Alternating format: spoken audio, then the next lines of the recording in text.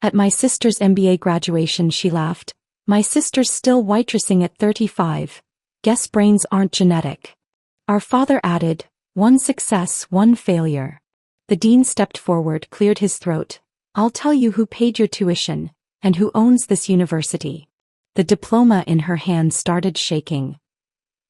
The parking lot was already half full when I pulled up in my beat-up Honda Civic. I watched a sleek BMW pull into the spot next to mine, the driver stepping out in a perfectly tailored suit. His wife emerged wearing pearls that probably cost more than I made in 3 months of waiting tables.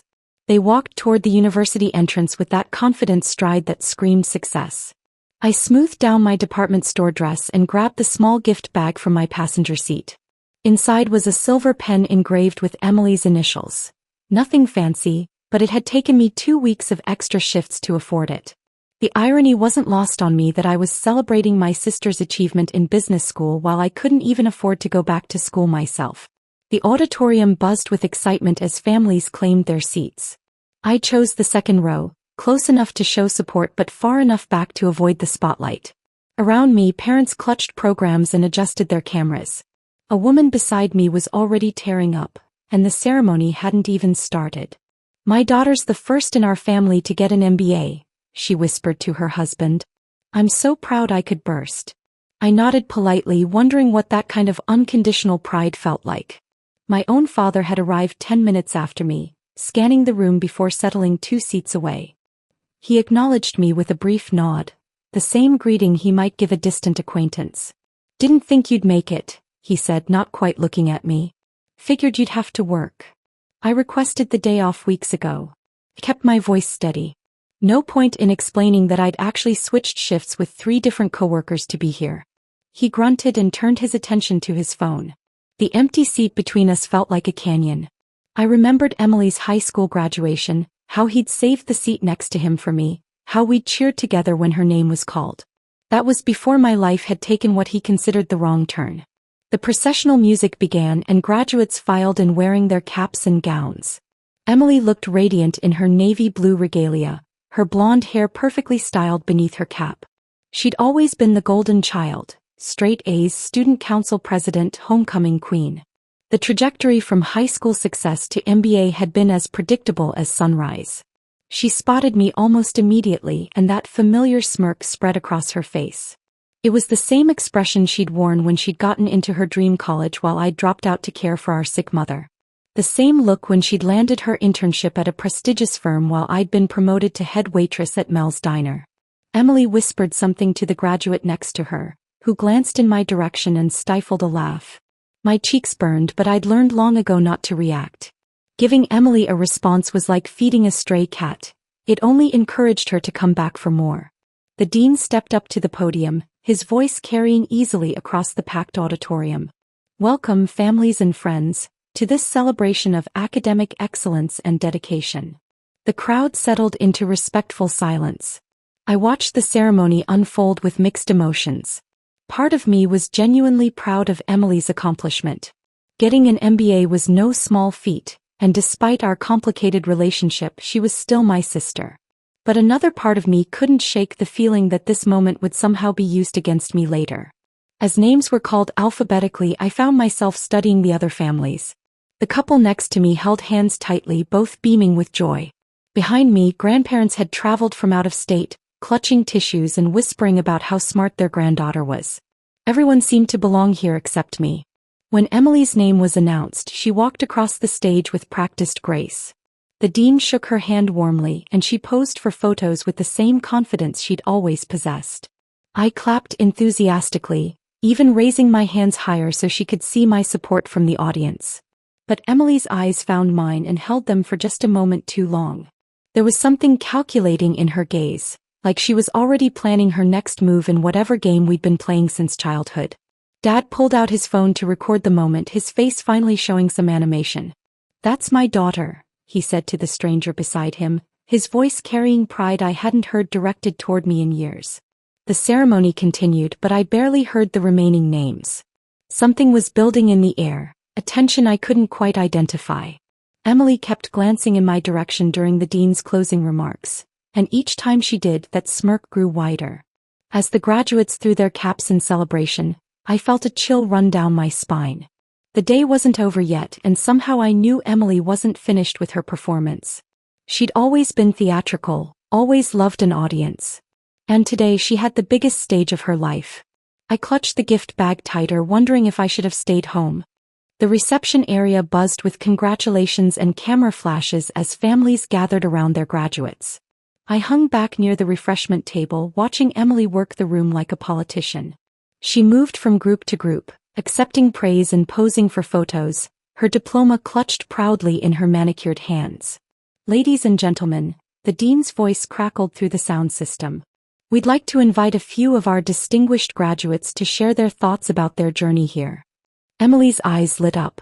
She'd always loved being the center of attention, and this was her moment to shine.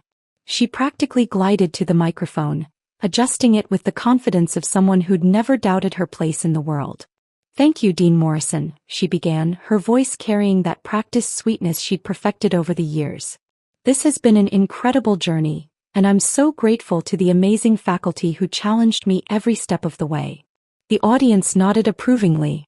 Parents smiled at their phones as they recorded every word. Emily basked in the attention, her cheeks flushed with excitement. "I also want to thank my brilliant classmates," she continued, gesturing toward the other graduates. "The caliber of minds in this program is just extraordinary. Working alongside such talented individuals has pushed me to excel beyond what I thought possible." More applause.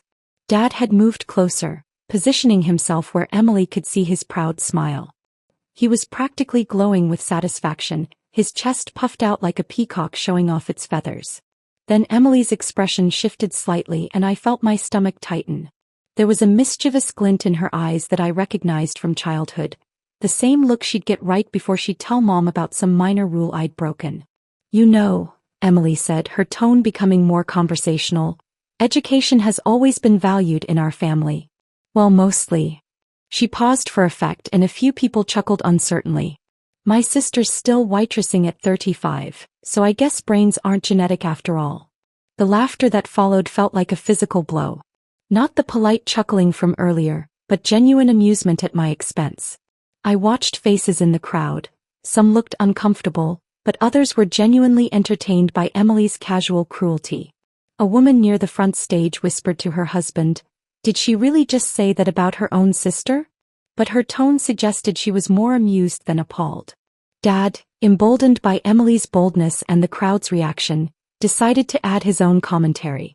He turned to the family sitting in front of him, the Johnsons whose son had also graduated today.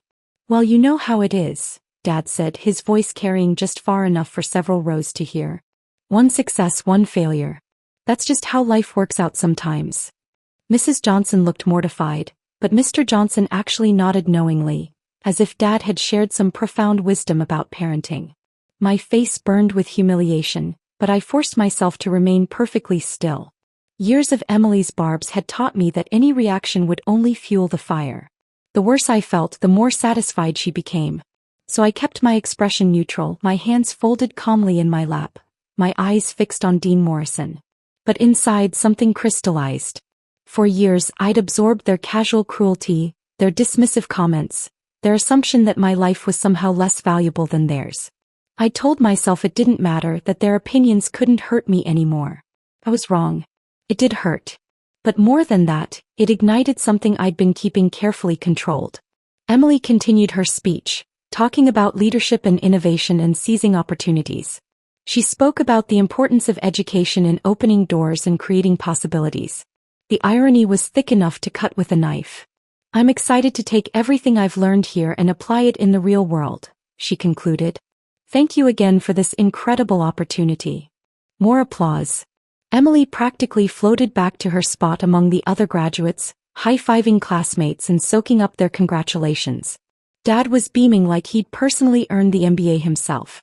I watched Emily pose for more photos, her diploma held high like a trophy.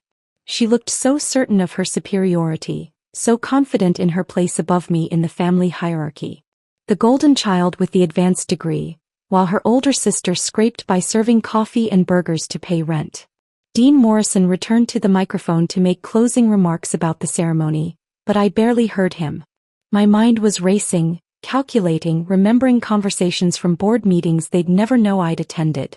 Reviewing financial documents they'd never seen. Considering the delicious irony of their complete ignorance. Emily had no idea that every scholarship check she'd received had my signature on the authorization. Dad didn't know that his failure of a daughter had personally approved his precious golden child's admission to this very program. They wanted to perform for this crowd? They wanted to paint me as the family disappointment while they took their bows? Perfect. Let them have their moment in the spotlight. Because what they didn't realize was that this wasn't Emily's stage at all. It was mine. I'd built it, funded it, and controlled every aspect of it. They were just actors who didn't know they were following a script I'd written. The reception began winding down, but I didn't move from my spot. I was exactly where I needed to be, watching them celebrate their perceived victory while sitting in the shadow of the empire they'd never suspected I'd built around them. Emily caught my eye across the room and gave me that same smirk, probably thinking she'd delivered the perfect final blow to her disappointing older sister. She had no idea what was coming next. I slipped out of the reception early, claiming I needed to get back to work for the dinner shift. Dad barely acknowledged my goodbye, too busy networking with other parents about their children's accomplishments. Emily was surrounded by admirers, so I didn't even attempt to interrupt her moment of glory. Walking to my car, I pulled out my phone and scrolled to a familiar contact. Dean Morrison? This is me. How did the ceremony go from your perspective? I kept my voice low, glancing around the parking lot to make sure no one could overhear. Beautifully executed as always. His voice came through clearly. Though I must say your sister's comments were rather pointed. I laughed softly. She has no idea who she was really talking about, does she? None whatsoever. Are you still planning to move forward with tomorrow's revelation? More than ever, I said, climbing into my Honda. I'll see you at 8 a.m. sharp for the final preparations. The drive home took me past the factory where David had worked for 12 years. The memorial garden we'd built after the accident was blooming with spring flowers now, a small plaque bearing his name among the 17 others who'd lost their lives that day. The wrongful termination lawsuit had taken 3 years to settle, but when it finally came through, the amount had been staggering. Everyone assumed I'd used the money to pay off David's medical bills and maybe put a little aside for emergencies. What they didn't know was that David had been incredibly insurance savvy. His life insurance, the settlement, and our savings had given me nearly $2 million to work with. While I grieved my husband, I'd also been studying financial reports late into the night. The local university had been struggling for years. Declining enrollment, aging facilities, a reputation that was slowly crumbling. The board of trustees was desperate for an investor, someone willing to take risks that traditional donors wouldn't consider. I'd started small, attending public budget meetings under the guise of a concerned community member. Nobody questioned the quiet woman in the back row taking notes. I learned about their debt structure, their failed marketing campaigns, their inability to attract quality faculty because of budget constraints. The first meeting with the board had been terrifying. I'd worn my best dress, the same one I'd worn to David's funeral, and carried a briefcase I'd bought specifically for the occasion. My hands had shaken as I'd presented my proposal to purchase controlling interest through a private foundation. Mrs. Henderson, the board chair had said, studying my financial documents with barely concealed surprise. This is quite generous, but we need to understand your motivations. What exactly do you hope to gain from this investment? I'd practiced the answer countless times. My late husband believed education was the key to breaking cycles of poverty. I want to honor his memory by ensuring this institution can serve students who might not otherwise have opportunities for higher education. They'd bought it completely. The Clare Foundation, named after David's middle name, which I'd never mentioned to anyone in my family, became the university's primary private benefactor within 6 months. The real work had begun after the paperwork was signed. I'd spent my days waitressing and my evenings poring over academic journals, researching successful university turnaround strategies. I'd flown to conferences during my vacations, networking with education consultants and innovative administrators. Within the first year, we'd recruited Dr. Patricia Hernandez from Stanford to head our new sustainable business program. I'd personally courted her during a 3-hour dinner meeting in San Francisco, convincing her that our small university could become a model for rural education excellence. The scholarship program had been my favorite project. Every application crossed my desk for final approval, including one that had made me smile wider than I had in years. Emily's application had been marginally qualified at best. Good grades but nothing exceptional. Her essay about overcoming challenges through family support had been particularly ironic. I'd approved it anyway, curious to see if proximity to genuine academic excellence might humble her. Instead, she'd thrived in the environment I'd created, never once questioning how a struggling university had suddenly acquired world-class resources. The late-night strategy sessions with Dean Morrison had become a highlight of my weeks. I'd change out of my uniform in the restaurant bathroom, drive to his office and spend hours discussing curriculum development and faculty recruitment. He'd been initially skeptical of taking direction from someone without formal business education, but my results had quickly earned his respect. "You have an intuitive understanding of institutional dynamics," he told me after our first successful accreditation review. "Have you ever considered pursuing formal education yourself?" I'd laughed at the suggestion. "I prefer working behind the scenes." By year 3, our enrollment had doubled. We'd established partnerships with major corporations for internship programs. Our graduation rate had jumped from 62% to 89%. Education journals were writing articles about our miraculous transformation, though they attributed it to innovative leadership and community support. The hardest part had been maintaining my double life. Some mornings I'd go straight from board meetings to opening shifts at the diner, my mind still buzzing with budget projections while I poured coffee for truckers and retirees. My coworkers occasionally commented on how tired I looked, but they assumed I was just struggling financially. Emily had called me exactly twice during her entire enrollment. Once to complain about her roommate and once to ask if I could lend her money for textbooks. I'd transferred $500 to her account, money that had technically come from the foundation's emergency student fund. "Thanks, sis," she'd said. "I promise I'll pay you back once I graduate and get a real job." A real job. As if the enterprise I'd built from scratch wasn't real enough. Now sitting in my driveway, I looked at my modest house with new eyes. Tomorrow the carefully constructed walls between my two worlds would finally come down. Emily and Dad would learn exactly who had been funding their golden child's success story. My phone buzzed with a text from Dean Morrison. "Final donor recognition list approved. Are you ready for this?"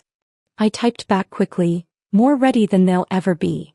The next morning arrived with unexpected rain, drumming against my bedroom window as I prepared for what would become the most important day of my adult life. I'd barely slept, running through every possible scenario in my mind.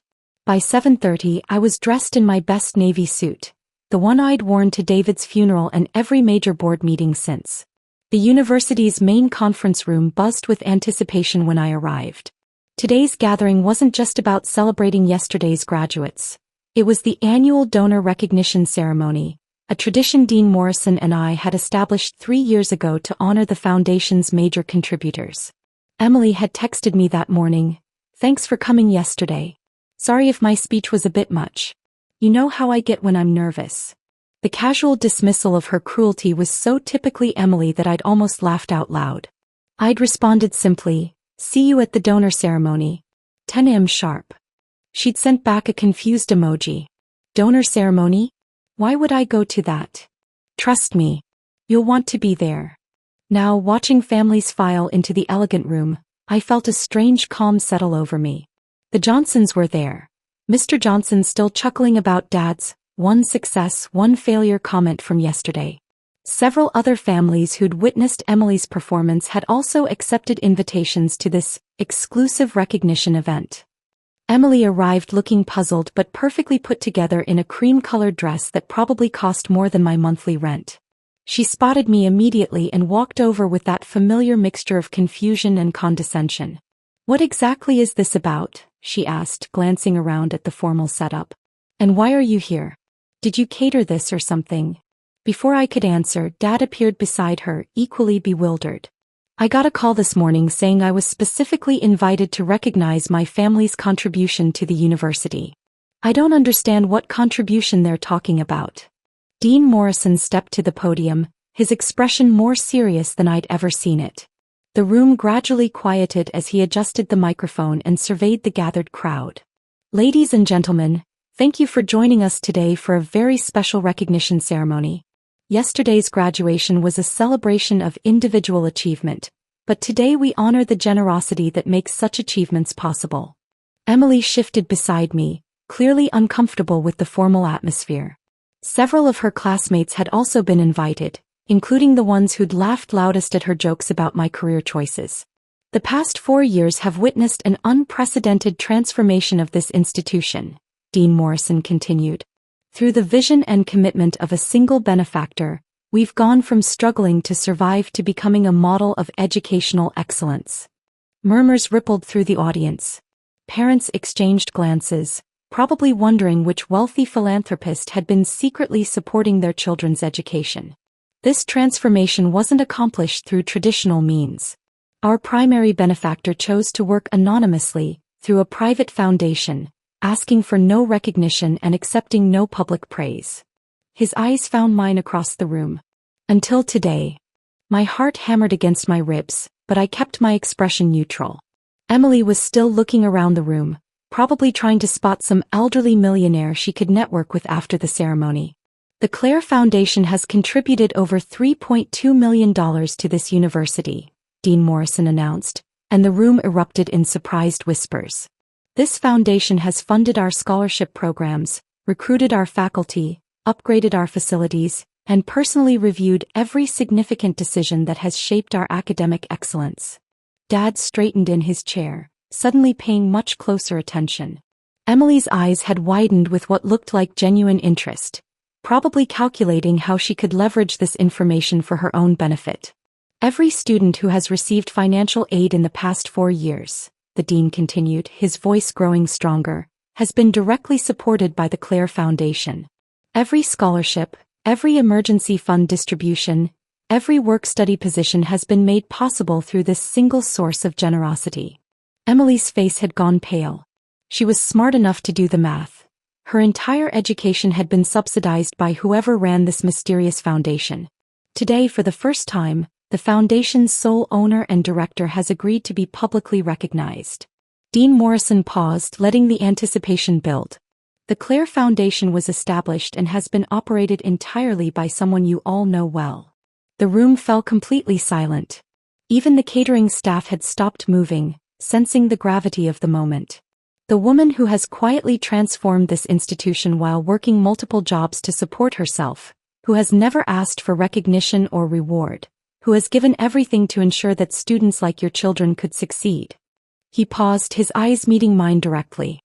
Please join me in recognizing Mrs. Sarah Henderson, founder and sole benefactor of the Clare Foundation. The silence that followed was deafening. I could hear my own heartbeat, the rain against the windows, someone's sharp intake of breath. Slowly I stood up, my legs steadier than I'd expected them to be. Emily's mouth had fallen open. She was staring at me like I'd grown a second head, her brain clearly struggling to process what she'd just heard. Dad had gone completely rigid, his face cycling through confusion, disbelief, and something that might have been fear. The room began to buzz with whispers. The waitress, someone murmured. She owns the foundation? Another voice asked incredulously. Mrs. Johnson leaned toward her husband, stage whispering, Isn't that the woman whose family was making fun of her yesterday? Dean Morrison gestured for me to join him at the podium, but I shook my head slightly. I didn't need to make a speech. The revelation itself was enough. Instead, I simply nodded to acknowledge the recognition and sat back down. The silence stretched on, broken only by the sound of Emily's diploma program slipping from her trembling fingers and hitting the floor. Dad finally found his voice, though it came out as barely more than a whisper. Sarah? Is this real? I met his eyes for the first time in years without looking away. Every word.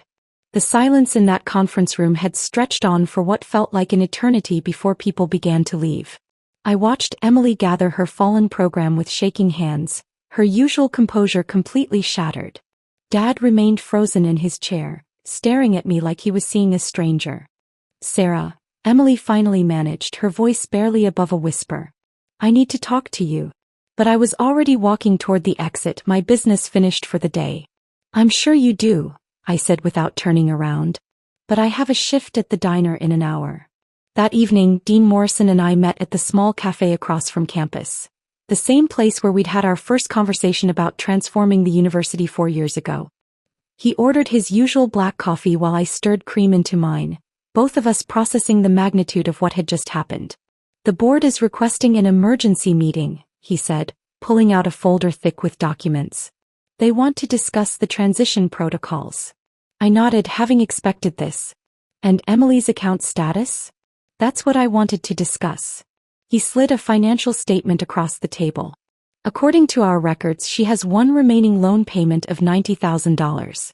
The foundation has been covering her monthly installments, but that coverage ends immediately," I finished for him. "Transfer the debt to Henderson Financial Services. She'll receive notification within the week." Dean Morrison looked uncomfortable. "Sarah, are you certain about this? It's a substantial amount."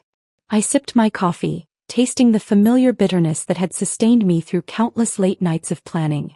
She earned every penny of that debt with yesterday's speech. Consider it a final lesson in consequences. Within 10 days, Emily's world began to unravel in the most methodical way possible. The first letter arrived on a Tuesday, official letterhead from Henderson Financial Services, a company she'd never heard of but which now held her educational future in its hands. I was restocking napkin dispensers at the diner when my phone buzzed with her call. I let it go to voicemail, then listened to her increasingly frantic message while wiping down tables. "Sarah, I got this letter about my loan and I don't understand. They're saying I owe $90,000 to some company, but my loans were supposed to be forgiven through the scholarship program. Can you call me back? Please." 3 more calls came that day. I ignored them all. Emily showed up at the diner on Thursday evening, looking haggard and desperate. She slid into a corner booth and waited until my section cleared out before approaching the counter. "We need to talk," she said, her voice lacking its usual confidence. I continued filling salt shakers. "I'm working. You can see that. Sarah, please. I'm drowning here. This debt came out of nowhere and I can't make these payments on my starting salary. I don't even understand how this happened." I finally looked up, meeting her eyes directly. "The same way everything else in your life happened, Emily. Someone else paid for it." Her face crumpled, and for a moment she looked like the little sister I'd once protected from neighborhood bullies. "I know I said some horrible things at graduation. I was nervous and trying to be funny and it came out wrong. I'm sorry." "You're not sorry about what you said," I replied, returning to my work. "You're sorry about the consequences." The truth was, I'd spent weeks crafting this particular consequence. Henderson Financial Services was a subsidiary I'd created specifically for this purpose, with payment terms that would ensure Emily thought of me every single month for the next 15 years. She would write my name on every check, return my calls when payment was late, and navigate the automated phone system that would always route her to my personal extension. Every financial milestone in her new career would be measured against her debt to the sister she'd dismissed as a failure. Dad tried to intervene the following week, calling me for the first time in 2 years. "Sarah, honey, I think there's been some mistake with Emily's loans. Can you look into it through your connections?" His careful tone told me he still didn't fully grasp the extent of my involvement. To him, I was still the waitress who'd somehow stumbled into a position of minor influence. "It's not a mistake, Dad," I said, watching the lunch rush through the diner's front window. "Emily received exactly what she earned. But $90,000? That's her entire starting salary. Then she'll need to budget carefully." The family barbecue that 4th of July was unlike any we'd had in decades. Emily arrived late and spoke only when directly addressed. Dad spent most of the afternoon making awkward small talk, clearly unsure how to navigate this new dynamic where his failure daughter held all the cards. Uncle Frank, who'd driven in from Phoenix, kept shooting me curious glances. "So this foundation thing," he finally said over burgers, "that's really something special you've built there." Emily stared at her plate, probably calculating how many of these monthly gatherings she'd have to endure while making payments to me. "It started small," I said, passing the potato salad. "Just wanted to help students who might not otherwise have opportunities." "Well, it's incredible what you've accomplished," Aunt Marie chimed in. "Emily's so lucky to have benefited from your generosity." The word lucky hung in the air like smoke. Emily excused herself to the bathroom shortly after, and I could hear her making a phone call through the window, probably to her new financial advisor, trying to figure out refinancing options that didn't exist. When she returned, her eyes were red-rimmed but determined. She sat down across from me and spoke quietly so the others couldn't hear. "I know you hate me right now and I probably deserve it. But I need you to know that I'm going to pay every penny of this debt. I won't ask you to forgive it or reduce it. I'll work extra jobs if I have to." For the first time since this whole situation began, I felt something other than satisfaction. Maybe it was respect or maybe just surprise at her maturity. "Good," I said simply. "That's exactly what I hoped you'd say." As the evening wound down, I realized something had fundamentally shifted in our family dynamic. Emily no longer dominated conversations or made casual jokes at others' expense. Dad asked thoughtful questions about my work instead of making assumptions about my intelligence. For the first time in my adult life, I wasn't the family disappointment. I was the family mystery, the quiet sister who'd built an empire while they weren't paying attention. Driving home that night, I felt something I hadn't experienced since David's death: peace. Not the bitter satisfaction of revenge, but the deeper contentment that comes from being truly seen and respected for who you really are.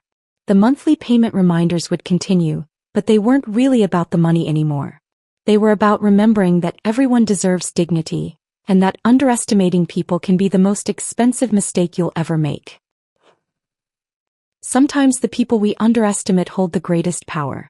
Sarah's quiet strength reminds us that everyone deserves respect and dignity. What was your favorite moment in this incredible journey of hidden strength and family transformation? Share your thoughts in the comments below, and if this story moved you, please like and subscribe for more inspiring tales that touch the heart.